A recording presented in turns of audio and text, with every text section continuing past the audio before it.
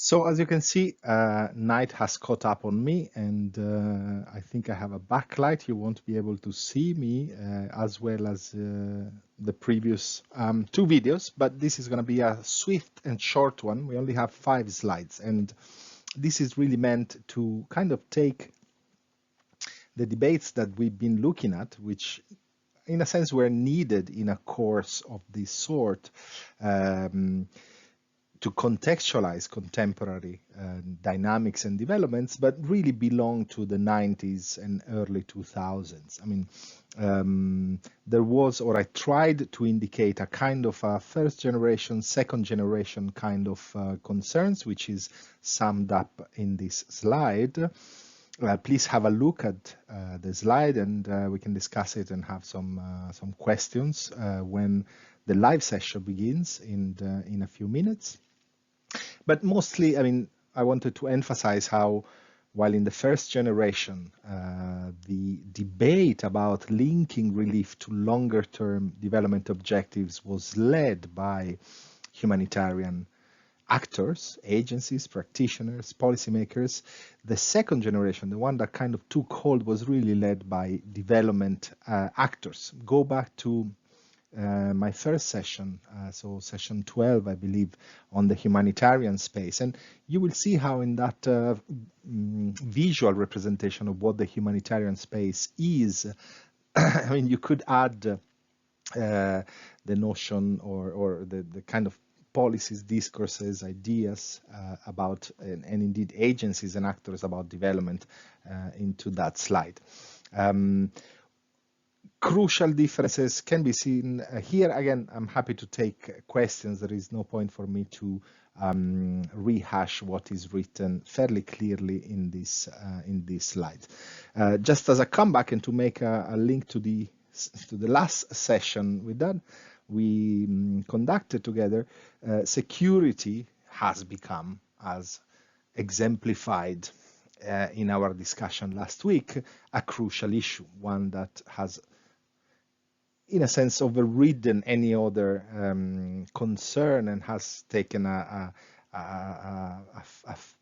first front stage seat in the way in which development programs, relief programs, or indeed their conjunction is conceived. And some of the dynamics that we will look at in these next few slides reflect that. But just to close some of our points, I mean, what kind of critiques can be seen or can be put forward in relation to the conceptualizations, which in principle, I mean, that basic and simple idea that we discussed at the beginning of this session, I mean, makes sense. I mean, obviously, those artificial separations between relief, rehabilitation, reconstruction, and development are indeed artificial. They will never appear in a form that correspond to their abstract characterization in any particular context. And so the idea of using aid in general as a way of linking the immediacy of humanitarian needs to longer term prospects, to improving livelihoods, to creating infrastructure that may help the development prospects of countries, regions, and communities, I mean, in principle and in the abstract makes sense, but who's going to take it forward? Which of these, who defines those priorities and needs? Who is the lead agency most practically, right? So there is an ambiguity of those objectives. If in the abstract those relief, refugee aid, and development surely could be seen as one, right, as one long-term process that need to be thought of from the very early stages. Well, in once you kind of ground that abstract idea in context, a whole new set of issues appears. I mean, first one, I mentioned this, I think, in one of the slides earlier. I mean, promoting settlement and eventual integration of refugee populations in countries' asylum, it's something that in the current conjuncture is certainly not favored, not promoted. In fact, host countries, quote unquote, go the extra mile to underline the temporary nature of refugee settlement, if anything, by not granting, hardly granting any more full refugee status, and coming up with a whole series of legal forms, temporary protection, humanitarian protection, subsidiary protection, that kind of water down, diminish, or certainly restrain in time the applicability of protection status. Right? There are tensions between the needs of local communities and refugees as such. So again, what objective should be proposed? Is it about developing the province, the region, the particular area, or is it about providing income opportunities to refugees, or is it about addressing the pitfalls that may arise by having large refugee communities into the host communities? And in a sense, you can actually see how different interests and objectives play out. I mean, a lot of this was really originated by the lack of funding that, as a consequence of the end of the Cold War, well, kind of forced a whole reconsideration of assistance paradigms for refugees. I mean, what do we do in a context in which funding effectively overnight is reduced by 60 or 70%, as in the case of Afghanistan? Well, clearly self-reliance of refugees becomes not only a good idea from a relief and development perspective, but in fact it becomes a necessity, one to which then discourses and best practices should apply. So think about the political convergences and divergences that different actors involved and invested by these transformations have or may have in specific situations. Think about local administrations and national governments, and how may they have very different priorities when it comes to implementing refugee aid programs, or indeed when it comes to defining and identifying development priorities and needs. Right? Again, a space of transformation, a space that needs to continuously be carved out. Go back to that slide.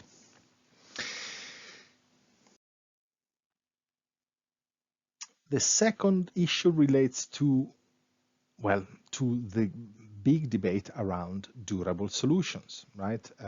And the idea that, well, integration is hardly ever on the tables anymore. I mean, if in principle, in law, local integration, i.e. acquisition of citizenship, is one of the three durable solutions to end, if you wish, the refugee cycle, well, that seems to be out of the cards. So what do we do now, right?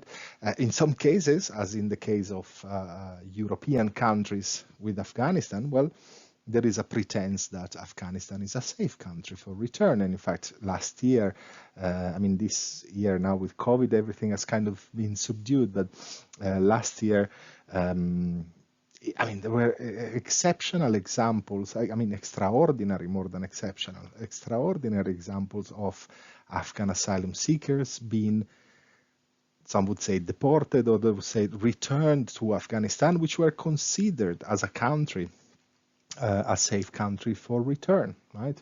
And again, one could say in some parts, Afghanistan is indeed a safe place to live and build a livelihood. But I mean, you can also see, I'm subscribed to a few Afghanistan-related email lists, and I mean, it's a daily succession of bombings, killings, and indeed a complete lack of development. So again, whose priorities? I mean, this is kind of the corollary of what I said in the previous slide, that's simply seen from the perspective of return as opposed to the perspective of exile, right? Whose priorities are considered in the formulation of returnee aid and development programs?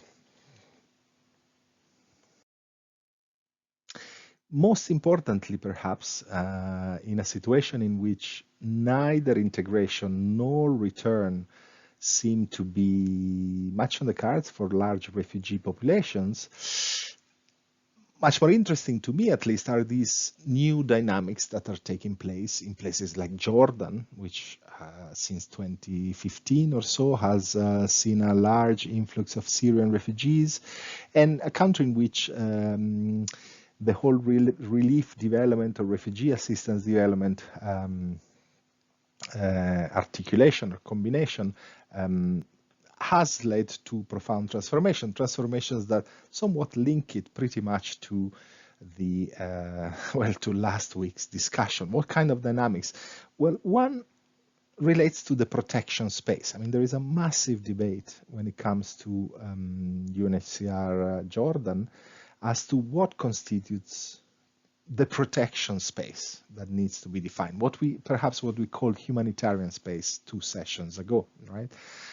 This is because while in the initial phase of Syrian refugee displacement, most refugees were set up in 2 camps, the current High Commissioner has said and has advanced the idea that camps are not a good place for refugees, that refugees should be hosted, accommodated, indeed protected within communities, in fact urban communities most often, to the point that several thousand Afghan Syrian refugees are hosted now in urban spaces. But that creates new problems. How do you protect refugees that live in different areas of the city? How do you feed them? How do you allow them?